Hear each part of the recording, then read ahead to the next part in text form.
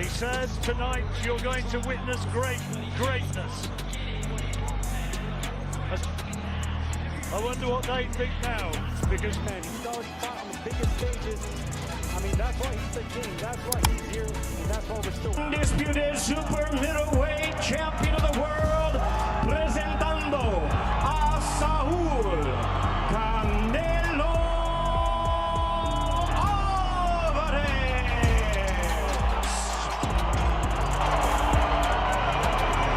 Once again, a referee in charge, Thomas Taylor, now to give instructions. Terence Crawford undefeated in 39 fights. Terence Bud Crawford. See him lay on that left side.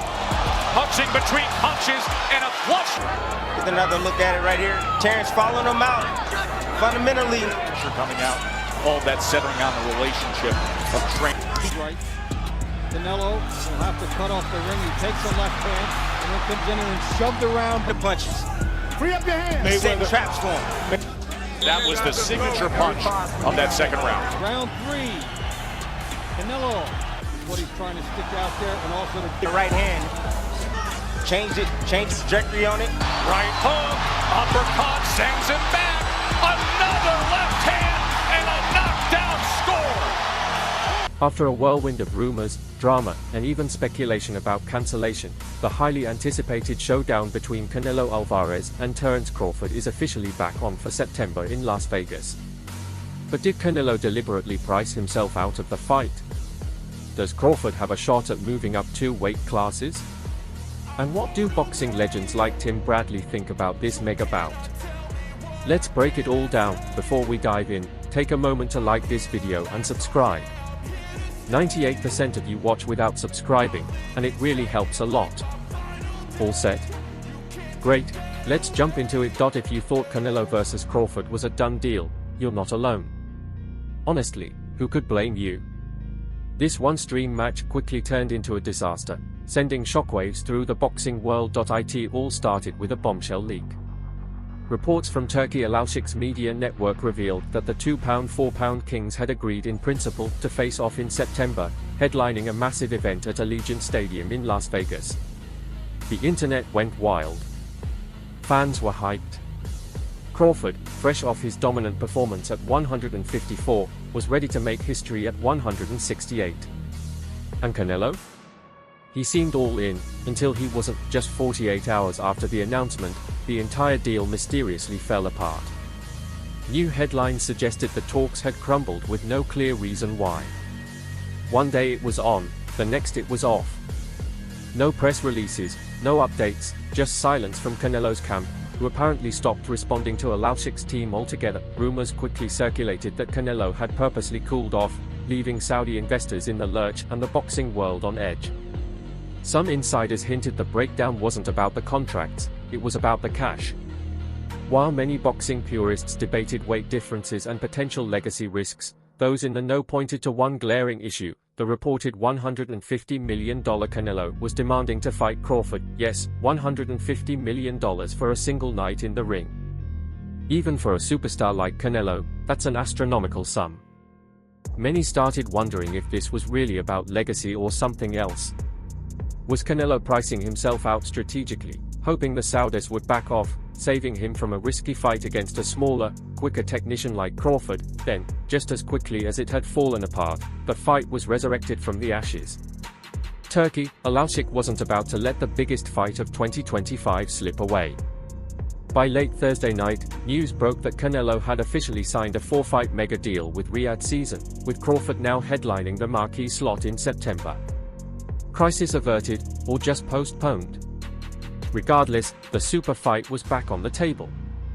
But the behind-the-scenes drama had already raised questions that fans and pundits continue to speculate on. Let's be honest, when the number first surfaced, jaws dropped across the industry. $150 million. That's not just fight purse money, that's franchise money. And Canelo's audacious demand didn't just shift the landscape, it shattered it. While top-tier fighters usually earn around $30 to $50 million for legacy bouts, Canelo walked into the negotiating room with a figure that even had the Saudis, yes, the Saudi Arabian sports machine, known for writing blank checks to global stars, stunned. At first glance, it seemed like a classic power move. Canelo has always been the king of negotiations, a master of setting terms, dates, and paydays. By asking for a sum no other modern boxer would dare request, let alone demand, he essentially laid down the gauntlet: either you pay the price for the biggest fight on the planet, or it doesn't happen. But beneath the headlines and eye-popping numbers, a different narrative began to emerge.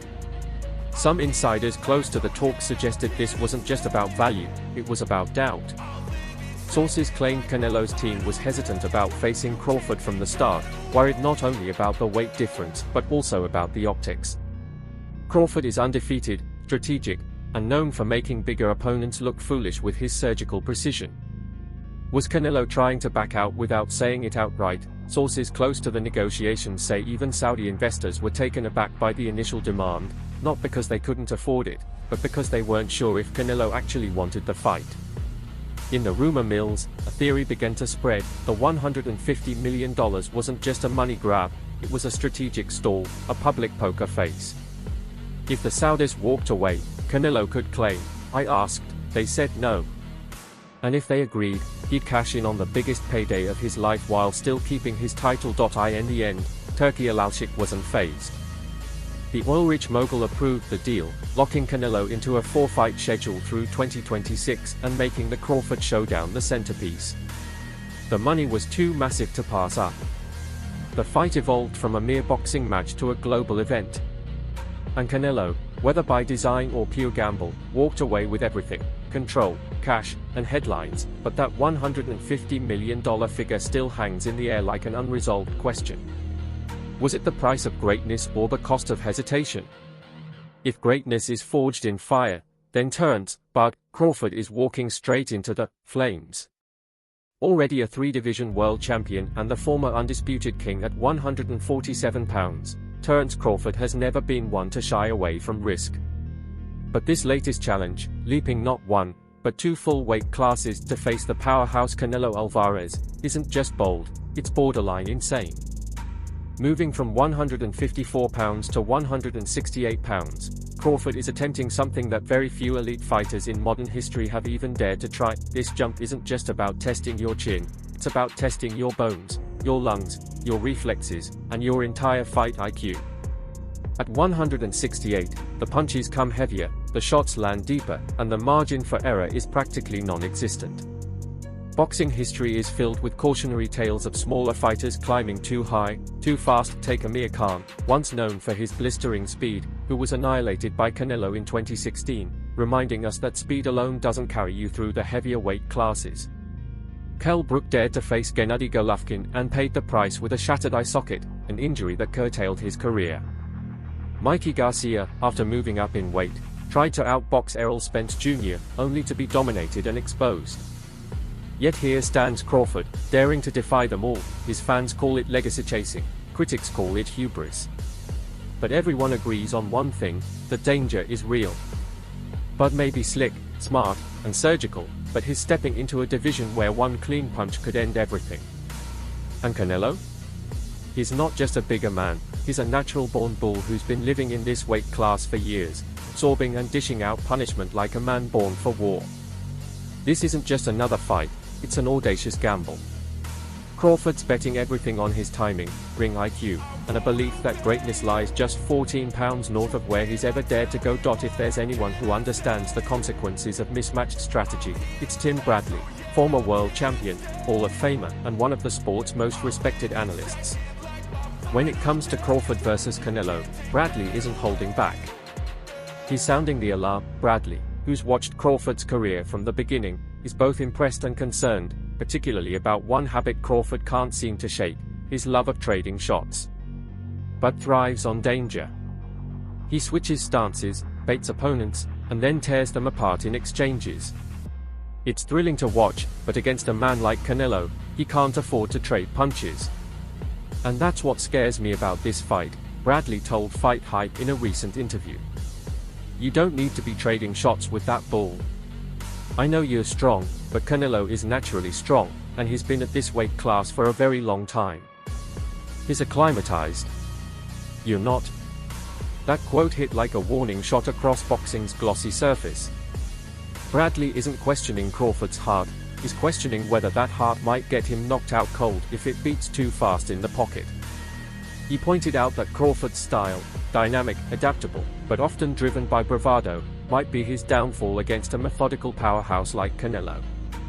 One miscalculated exchange could be all it takes, and when Canelo connects, bones break. Bradley's bottom line: fight smart, not proud.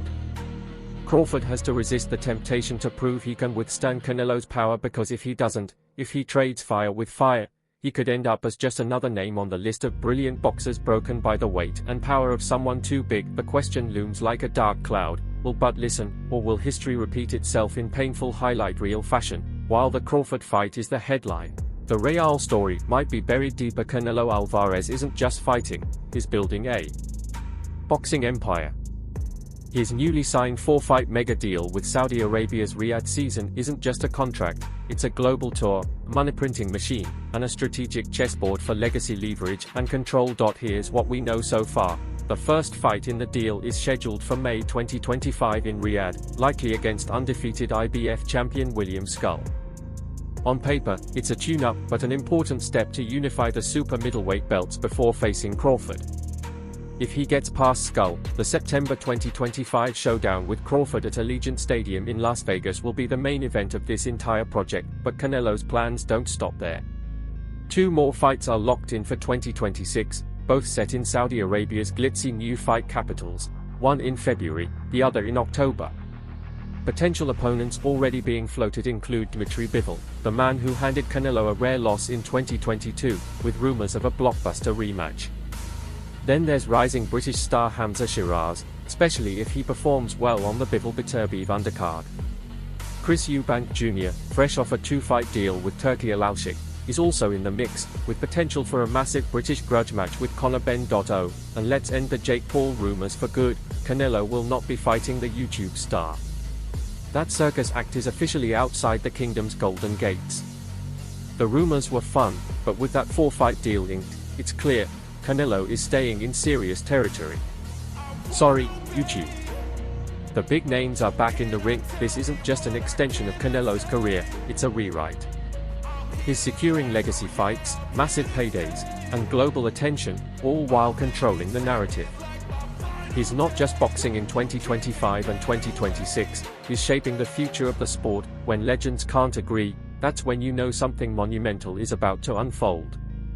The matchup between Canelo Alvarez and Terence Crawford has sparked a whirlwind of conflicting predictions, gut feelings, and emotional bias from boxing's most respected voices.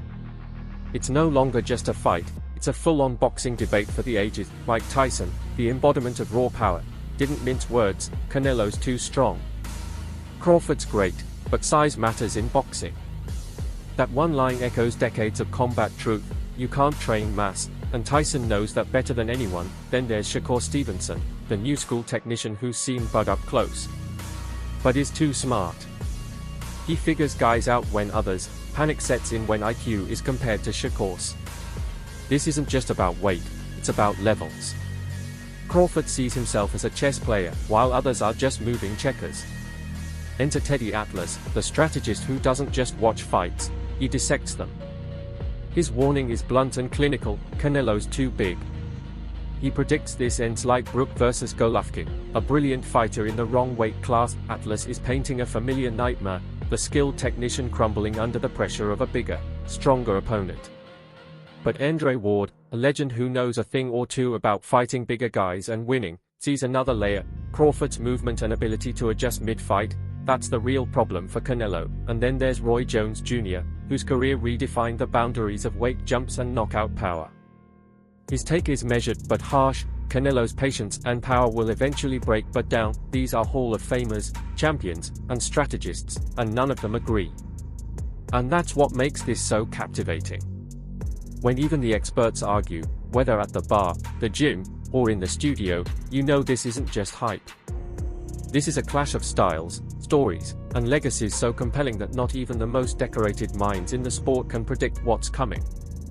And in boxing, that's when you know you're watching something special. Let's call it what it is: every super fight is a mix of spectacle and science. And this one might be the most divisive of them all.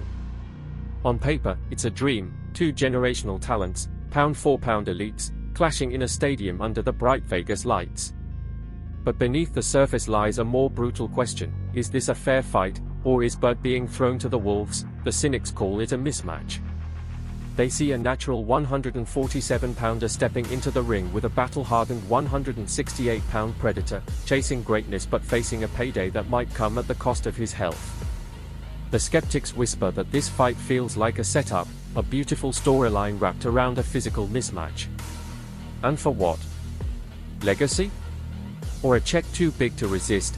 But the purists see it differently. They see a chess match, a battle of ring IQ, angles, and adaptability. Crawford is the slicker fighter.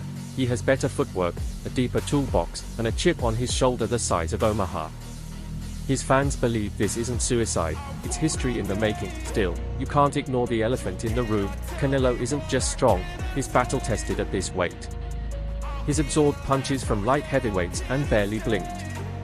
And Crawford? We've never seen him take a clean shot from a 168-pound force like Canelo, not even close. Here's the uncomfortable truth: both things can be true. This is a super fight. It's also a dangerous gamble. That's why it works. That's why we're watching. Because boxing thrives on questions without easy answers. And this one asks the biggest of them all: will skill overcome size, or will reality crush the dream? Alright, gloves off. Now it's your turn. Let's hear it from the real fight fans, the comment section warriors, the group chat debaters, the people who eat, sleep, and breathe this sport. Because this fight? It's personal. It's legacy. It's the kind of matchup that keeps you arguing long after the final bell. So tell us, is Crawford chasing greatness or gambling with disaster? Was Canelo ducking or just negotiating like a boss? Does Bud even stand a chance at 168, or is this just another big money mismatch dressed up for the cameras? And while we're at it, who's really the face of boxing right now? Drop your picks, predictions, and hot takes. Be bold. Be brutal. Be legendary. Let the debate begin, and remember, in a super fight like this, history doesn't just happen, it gets written by those brave enough to step into the fire. If you enjoyed this breakdown, don't forget to like the video to support the channel. Subscribe to Boxing is Here for the latest updates, fight breakdowns, and expert analysis, and turn on notifications so you never miss an upload.